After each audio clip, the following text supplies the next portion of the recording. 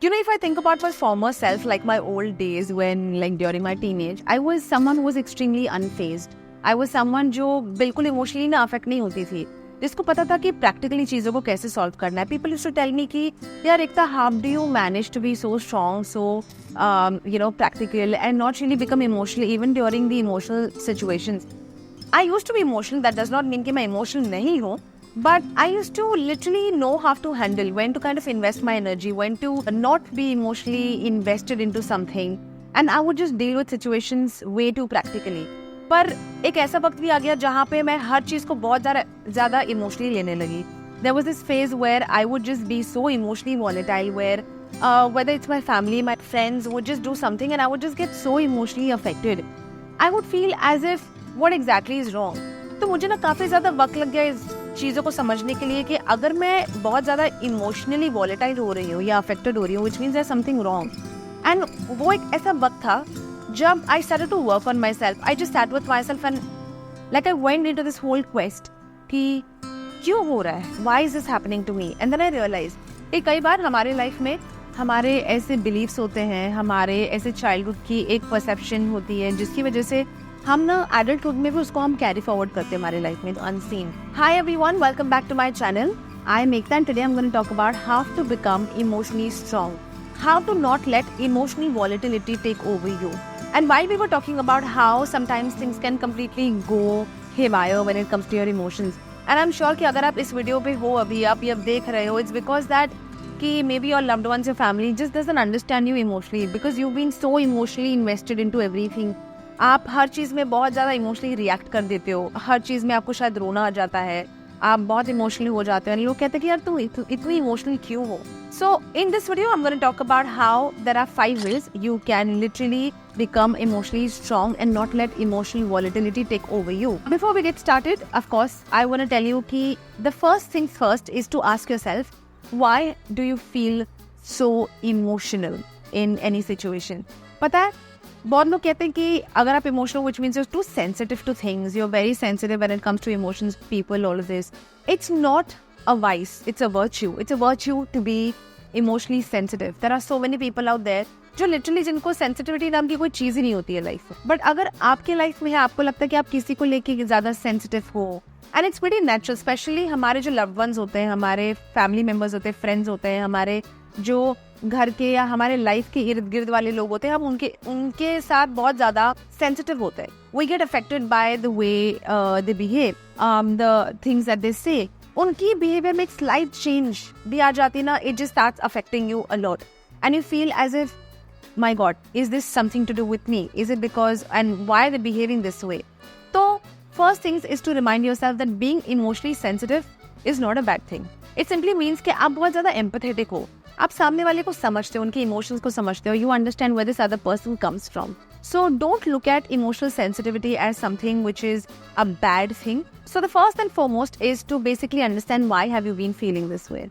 आप क्यों emotionally react करते हो? आपकी लाइफ के ऐसे कौन से एरियाज हैं जहाँ पे आप बहुत ज़्यादा इमोशनली अफेक्ट हो जाते हो? जैसे आपके रिलेशनशिप में, या आपके करियर में, आपके कॉलिग्स के साथ, आपके दोस्तों के साथ, आपके when it comes to your own physical health, कि आप ये नहीं कर पाते तो बहुत ज़्यादा इमोशनली डिस्टर्ब हो जाते हो.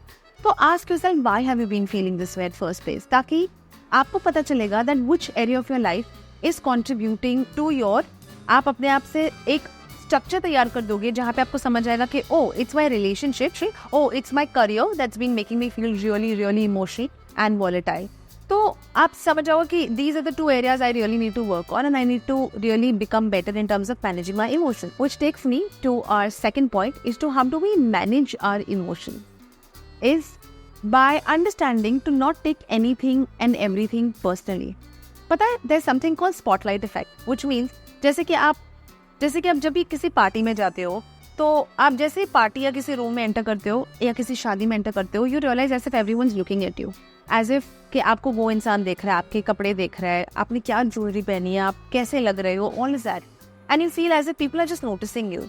बट इन रियलिटी हर एक इंसान के ऊपर एक स्पॉटलाइट है. It's just not you, but it's everyone else. Everyone becomes so self-conscious. So let go of this whole mindset कि everyone is looking at you, everyone is focusing on you. But people are so busy in their lives कि उनको किसी और को देखने के लिए फुर्सत ही नहीं है. They're so engrossed in their own life. So let go of the spotlight effect, and what you need to do is stop taking things personally. उनकी अपनी एक रीजन होती है, and it has nothing to do with you. And अगर आपको लगता है कि it could be because of you, ask for a reassurance. Always ask the person whether this is the reason behind what I'm feeling right now. You know, reassurance is always better than assuming. ताकि आपको clarity मिल जाती है कि जो सामने वाला कर रहा है, it has nothing to do with you, but it's their own fears, their own approach, their own insecurities that they are projecting. जैसे कि for example, अगर किसी ने आपसे कहा कि you don't look good, then it's not to do with कि आपकी ड्रेसअप really बुरी है या आपकी स्टाइल बुरी है या maybe that you aren't good enough in certain thing. It's just that maybe they themselves aren't feeling good in their own skin or maybe about their own dress up, and they're just trying to project it. So instead of taking everything personally, it is very important for you to ask yourself कि अच्छा ये इंसान ने जो भी किया maybe उसकी खुद की personal कोई reason रही होगी, and ask yourself that why are you getting affected when you did not do anything wrong, which is why ask yourself a question, most important question: did I do something wrong or did I do something to harm someone or affect someone? Simple. अगर आपका answer no है, that no, आपने किसी को intentionally hurt या harm करने के लिए नहीं किया है, then it's better to move on to our tip number 2, which is constantly searching for happiness. Constantly thinking कि happiness एक ऐसा concept है जो मेरे से बाहर है, जो मेरी life से या मेरे bubble से बाहर है, something that you have to search out in the world. But the fact is, happiness is an inside job. क्योंकि people will change, लोगों की approaches, उनकी life, उनकी perception, उनकी जो belief है, वो सारा कुछ change हो जाएगा. इसका मतलब ये नहीं कि आप आपकी लाइफ को उनके हवाले कर दो या आप completely उन पे dependent हो जाओ, जहाँ पे only if this person is doing certain things, only then you're going to be happy. So don't rely on someone else to make you happy, but rather check for glimmers in every moment. Glimmers simply means that the tiny moments of happiness or goodness. जैसे मेरे साथ कई बार ऐसे होता है कि when I'm just busy with my work and I could literally see like a butterfly flying around, and those little moments of goodness and happiness kind of fills my heart.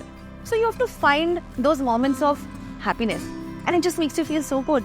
And you have to look at things from that lens. इसका मतलब ये नहीं कि आप life के problems को overlook कर दो, that these are the biggest problems that I have and I just want to overlook because अच्छा life तो बहुत अच्छी है.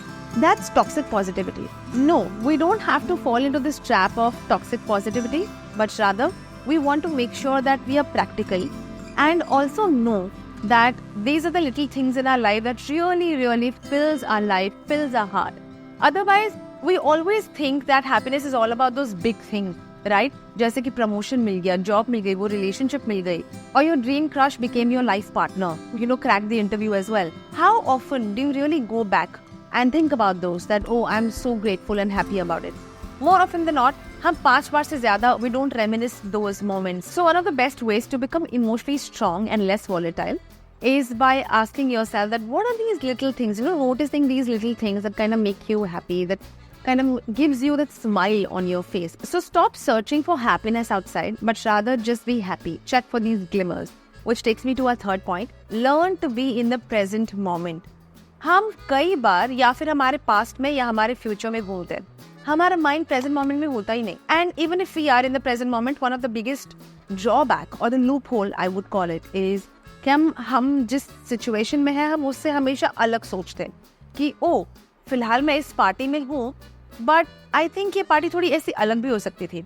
मैं अभी ये दोस्त के साथ बाहर हूँ, बट आई थिंक ये डेट थोड़ी अलग भी हो सकती थी या ऐसे हो सकती थी. तो हम कॉन्स्टेंटली ये जो इमेजिनेशन बनाते हैं, जो ख्याली पुलाव होती है, know that life is so unpredictable कि लाइफ जैसे हम चाहते हैं ना exactly same copy to copy नहीं होगी, सेम कॉपी टू कॉपी नहीं होगी. It's always going to be different. It will always have its own sweet and sour experience to present to you. And it's very important for you to just pick them and embrace them as much as possible. So it's very important for you to be in the present moment. Present में रहना सीखो. Even if it means कि जो आप situation में हो, which might not be conducive for you right now. Maybe आपको बहुत ज़्यादा emotionally happy feel नहीं करवा रहा. But also at the same time, आपको दुखी भी feel नहीं करवा रहा. But you're just feeling neutral in the moment. Then it's important to kind of embrace it and be in the moment and stop expecting your present moment to be different than how it could be. Now, here's a catch.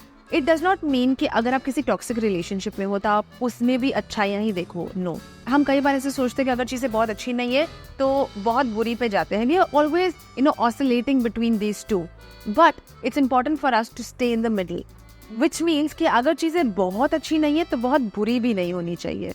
So this is very, very important to stay in middle and check for glimmers like we discussed. Accept your present moment as it is instead of constantly thinking कि ये अलग हो सकता था या ये अलग होना चाहिए या things could have been a little different, and extract the best from that present moment.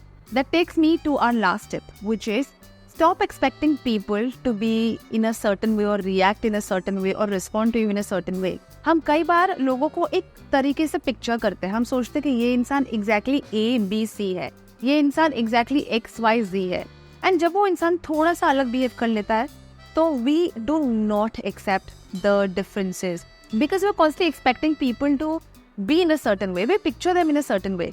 Stop expecting that from people but rather just accept them for who they are, क्योंकि वो एक इंसान ऐसे हैं जो उनकी खुद की अपब्रिंगिंग, उनकी लाइफस्टाइल, उनकी अप्रोच, उन्होंने क्या पास्ट ट्रॉमास, अपने चाइल्डहुड बैगेजेस देखे हैं, you have no idea.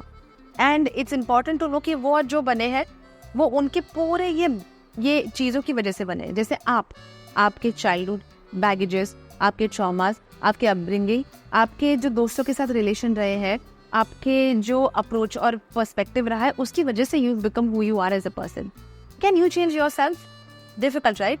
Then how do you expect the other person to behave exactly the way you want them to behave? And this is one of the causal factor, the biggest causal factor for you to become emotionally sensitive to things. So embrace people for who they are and see how things will really, really become better for you. Which also means that do not embrace people if they are mentally affecting you, if they are toxic in nature. But छोटी छोटी चीज़ें जैसे एक इंसान की आदतें, उनका behaviour, उनका अप्रोच या उनके एक रहने का ढंग, हम एक्सपेक्ट करेंगे कि नहीं उसने इसी तरीके से खाना चाहिए या बात करनी चाहिए या ऐसे काम करना चाहिए या सुबह उठ के ये काम करना चाहिए. If I am a morning person, I want my partner to be a morning person. Not necessarily. So embrace people for who they are and see how beautiful life gets for you. Now that's all for today and I hope that you really like this video. If you did, please comment section में मुझे एक tip जरूर बताना कि आप अपने आप को इमोशनली स्ट्रॉन्ग रखने के लिए क्या करते हो. And do share any personal anecdote or story from your end. I'd love to hear and I'll respond back to you. And I'll see you next week very soon. Till then, bye-bye.